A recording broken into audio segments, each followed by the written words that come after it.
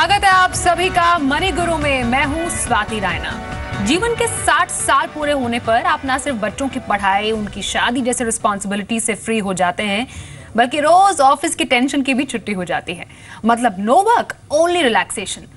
लेकिन रिटायर तो आप सिर्फ काम से होते हैं, अपनी इच्छाओं से नहीं। और आगे आपकी इन्हीं इच्छाओं पर पैसे ना भारी पड़े, इसके लिए किस उम्र में शुरू करें रिटायरमेंट की प्लानिंग, आज जानेंगे हम मनी गुरु रिटायरमेंट प्लानिंग स्पेशल में। और कुछ गोल्डन टिप्स देने के लिए हमारे साथ आज है फाइनेंशियल प्लानर सुशील जैन। सुशील, आपका बहुत स्वागत है मनी गुरु में। सुशील, एक बात बताइए, आजकल की जनरेशन की अगर बात की जाए, क्योंकि कई ऐसे लोग हैं जो हमारा शो देखते हैं, 30s में है, 35, 40s में है, क्या वाकई वो रिटायरमेंट के बारे में सोचते हैं कि वो सोचते हैं कि आज जी लें तो वही काफ़ी है, कल किसने देखा है? रिटायरमेंट के बारे में ऐसा नहीं कि बिल्कुल ही वो नहीं सोचते। आज की यूथ जो है काफ़ी अवेयर हो गई है इन सब बातों को लेके। एंड इवन वो लोग ये प्लान करने की सोचते हैं कि हम कितनी जल्दी ये रिटायर्ड करें। बट यस, थोड़ी अवेयरनेस कमी है। वो लोग को शॉर्ट टर्म गोल्स ज़्यादा नज़र आते हैं आज की डेट में, जैसे कार खरीदना या घर खरीदना, उस पर ज़्यादा फोकस करते हैं वो लोग। सो वहाँ पे एक थोड़ा सा उनको अवेयरनेस लाने की ज़रूरत है। ऑलराइट, अब ये तो हमने बात की कि रिटायरमेंट प्लानिंग ज़रूरी हो जाती है, लेकिन क्यों ज़रूरी है, किस तरीके से आगे बढ़ा जाए, उसके बारे में भी बात करना ज़रूरी हो जाता है। क्योंकि जब हम 60 साल के हो जाते हैं, चलिए काम तो आप नहीं करते, लेकिन इनकम भी आपकी आधी हो जाती है, तो आखिरकार वो कौन से ऐसे खर्चे हैं जिनको ध्यान में रखा जाए उस एज पे? देखिए, रिटायरमेंट प्लानिंग तो बहुत ज़रूरी है। जैसे बाकी प्लानिंग करते हैं फाइनेंशियल प्लानिंग, तो उसमें एक पार्ट रिटायरमेंट का है जो कि बहुत ज़रूरी है। इसके कई रीज़न हैं। मैं पहले आपको क्यों रिटायरमेंट प्लानिंग हमें करनी चाहिए वो समझाने की कोशिश करूँगा कि पहले रिटायरमेंट प्लानिंग और आज के में क्या फ़र्क है। पहले हमारी जॉइंट फैमिलीज़ होती थी। सो अपने जब आप 60 प्लस होते थे तो आपके एक्सपेंसेस को बेयर करने के लिए आपको सपोर्ट मिलता था वहाँ से जी। तो इस वजह से आपको इतनी रिटायरमेंट की ज़रूरत नहीं होती थी। आज की डेट में वो चीज़ नहीं है। न्यूक्लियर फैमिलीज़ हैं, सब लोग अलग अलग रहते हैं। सो आपको अपनी प्लानिंग करनी ज़रूरी होती है। दूसरी चीज़ है कि मेडिकल एक्सपेंसेस, मेडिकल इतने अच्छी हो गई आज की डेट में।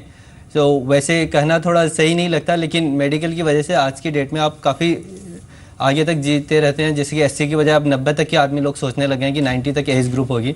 तो 60 पे अगर आप रिटायर्ड होते हैं तो उसके बाद के 20 से 30 साल के लिए आपको इनकम बंद हो जाती है, लेकिन खर्चे यूं के त्यों रहते हैं। तो उसको मैनेज करने के लिए आपको प्लानिंग करने की बहुत ज़रूरत है। और इसके अलावा हमारे यहाँ इंडिया में अभी करेंटली कोई सोशल सिक्योरिटी सिस्टम नहीं है जी। तो वो भी आपको एक सपोर्ट नहीं मिलता। जैसे कि अगर आप अभी देखेंगे, आंकड़े देखेंगे, तो सिर्फ 11% लोग ही ऐसे हैं जिनको कि गवर्नमेंट की तरफ से कोई सिक्योरिटी सिस्टम मिलता है रिटायरमेंट के बाद के लिए। बाकी जितने भी हैं सारे के सारे अपने ही अब प्लानिंग करनी होती है उनको, जो कि वो अभी हम लोग इतना अवेयर नहीं है कि उसके लिए हम प्लान करें। बिल्कुल सही बोला आपने सुशील की रिटायरमेंट प्लानिंग बेहद ही जरूरी हो जाती है, चाहे आप उम्र के किसी भी पड़ाव में क्यों ना हो, बस देरी मत कीजिए। आखिरकार कैसे करें रिटायरमेंट प्लानिंग? किसी ने अपना पोर्टफोलियो सेट किया है, उसके तहत आगे कैसे बढ़ा जाए, कैसे कैसे स्कीम्स में निवेश करने की जरूरत पड़ जाती है।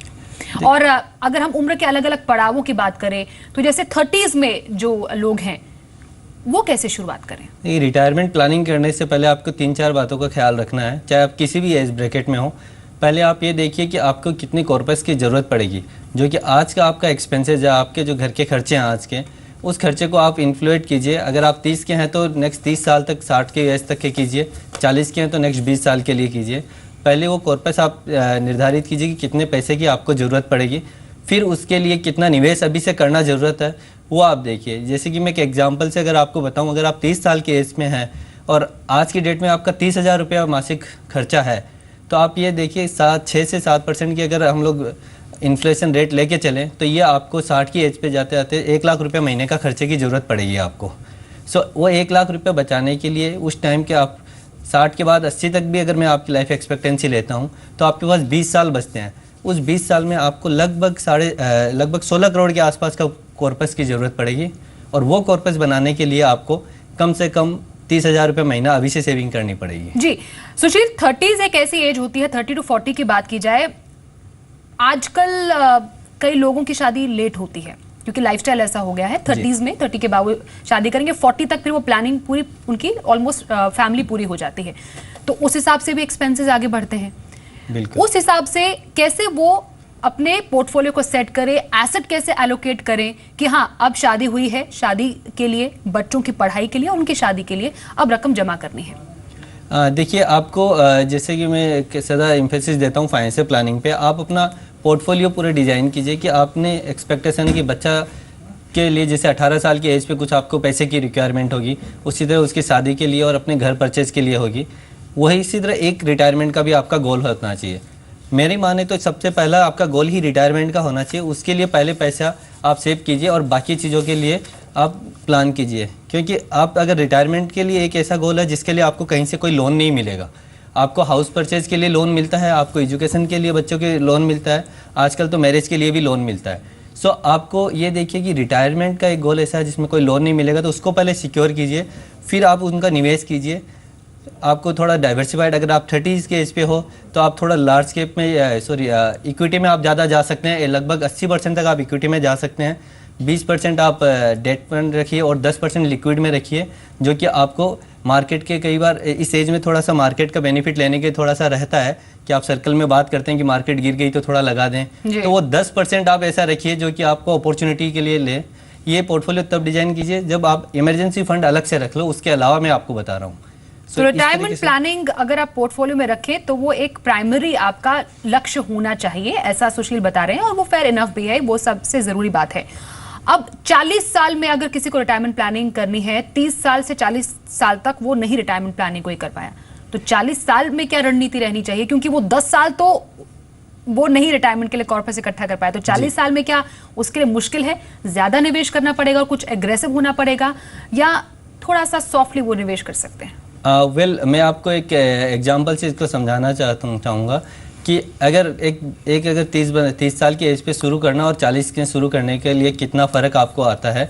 अगर आप 4,000 रुपये महीना अगर कोई 30 साल की उम्र से सेविंग कर रहा है रिटायरमेंट के लिए, और 60 के एज पे अगर वो रिटायर्ड होगा, सो जो कॉर्पस उनका इन्वेस्टमेंट से जो कॉर्पस बनेगा, आपको 40 की एज पे अगर आप इन्वेस्टमेंट शुरू कर रहे हैं और 6,000 रुपये भी आप करें तो भी उतना कॉर्पस आप नहीं कर पाओगे।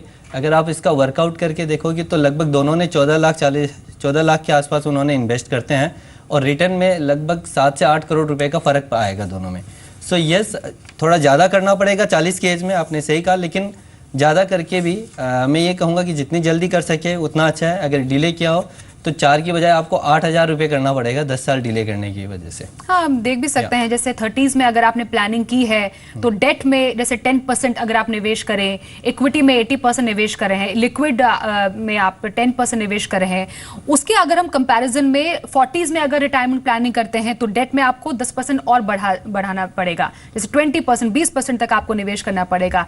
इक्विटी में थोड़ा आप कम निवेश करेंगे 70%, और लिक्विड जो एसेट्स है उसमें 10% तक निवेश करेंगे, तो तब जाकर रिटायरमेंट प्लानिंग पूरी हो सकती है आपकी। और इन्फ्लेशन को भी ध्यान रखना जरूरी है यहाँ पर सुशील, क्योंकि जैसे जैसे अब आने वाले टाइम में बढ़ रहे हैं, महंगाई भी तो बढ़ रही है, जो कॉर्पस तब इकट्ठा होगा उसका वैल्यू उतना नहीं होगा जितना आज के टाइम में है। जी बिल्कुल सही कहा, जैसे कि मैंने अभी एग्जाम्पल से भी बताया था, और आपको एक और एग्जाम्पल मैं दे सकता हूँ। जैसे अगर हम लोग अपने पेट्रोल प्राइस भी ले, जो कि आज की डेट में सबको वो है, तो अगर 94 में पेट्रोल प्राइस ले तो शायद ये 16-17 रुपये की रेट रहा होगा, और आज की डेट में ये हमारे पास लगभग 65 से 70 रुपये की पेट्रोल प्राइस है पर लीटर। और यही अगर हम देखें 2024-25 तक 150 रुपये पेट्रोल की प्राइस हो जाएगी। तो इन्फ्लेशन एक बहुत बड़ा एक फैक्टर है। जब भी आप प्लानिंग करो अपने रिटायरमेंट के लिए तो इन्फ्लेशन को आप ज़रूर कंसिडर कीजिए। उसको आप लगभग 6 से 7% बेयर मिनिमम लेके चलिए। दो ये ज़्यादा है, अगर वैसे हम देखे जाएंगे तो वो लगभग 8-9% से ऊपर की इन्फ्लेशन रेट चलती है, लेकिन कंजर्वेटिव भी आप 6-7% तो मिनिमम आपको इन्फ्लेशन रेट कंसीडर करना चाहिए। सुशील, अब कई ऐसे दर्शक होंगे जो कि चलिए उन्होंने 40s का पड़ाव भी पार कर लिया है, 50s में वो एंटर करने जा रहे हैं, अब तक रिटायरमेंट प्लानिंग किसी वजह से नहीं वो कर पाए हैं। अब उन्होंने अपना पोर्टफोलियो सेट किया है, अलग अलग जगह उन्होंने निवेश भी किया, लेकिन रिटायरमेंट के बारे में उतना सीरियसली नहीं सोचा। क्या उनके लिए एक बहुत बड़ी गलती आप मानते हैं कि अभी भी देर नहीं हुई है? नहीं, गलती तो नहीं है, सबकी प्रायोरिटीज होती हैं, कई चीज़ें होती हैं, तो मैं ये नहीं कहूँगा कि गलती की है। अगर 50 की एज पे भी हो तो आपको प्लानिंग में थोड़ा सा बदलाव करना चाहिए। जैसे कि मैं कहता हूँ लगभग 60% तक आप इक्विटी रखिए, जो कि कई एडवाइजर्स थोड़ा सा इसको सपोर्ट नहीं करते, लेकिन मैं इस प्लानिंग को इस तरह से करने कहूँगा आपको कि जो इक्विटी पार्ट रखोगे वो आप मान के चलिए 70 तक की एज के लिए आपको चाहिए, और जो आप 60 की एज पे रिटायर्ड हो गए उसको जो पार्ट है वो हम आपको डेट में रखिए। सो आप अगेन आपने 10 साल का 2 प्लानिंग करनी होगी, एक 10 साल के लिए और एक 20 साल के लिए, क्योंकि आपको जो निवेश करना है आपको 2 फेज़ में करना होगा, 60 से 70 के खर्चों के लिए और 70 से 80 के खर्चों के लिए। अगर आप अपने आफ्टर रिटायरमेंट लाइफ को 2 या 3 पार्ट में डिवाइड करोगे तो आपको डेट और इक्विटी का प्रॉपर एसेट एलोकेशन के थ्रू आप करके ज़्यादा से ज़्यादा आपका रिटर्न ले सकते हो विथ सिक्योर्ड इंस्ट्रूमेंट।